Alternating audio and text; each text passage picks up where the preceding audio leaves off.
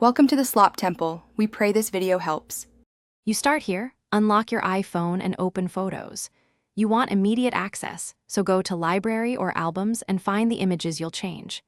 If you plan to sync edits, make sure iCloud Photos is enabled in Settings. This keeps versions consistent across devices. Once those basics are set, tap Select to choose multiple photos or open a single image to edit. This first step gets you ready to update, organize, and prepare files for the more detailed work ahead. Now you'll perform the core edits. Tap a photo and press Edit to access crop, rotate, filters, and the full adjustment panel.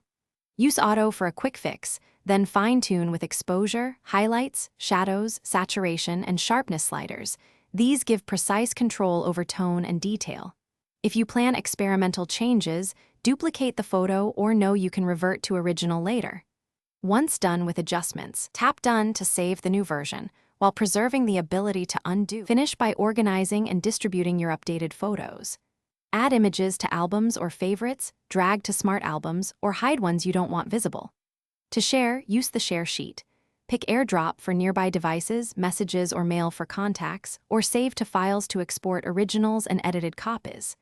If something goes wrong, edits not saving or sync stuck, make sure iCloud has space, toggle Photos sync, or restart the iPhone. That usually clears temporary glitches, so your updates appear everywhere.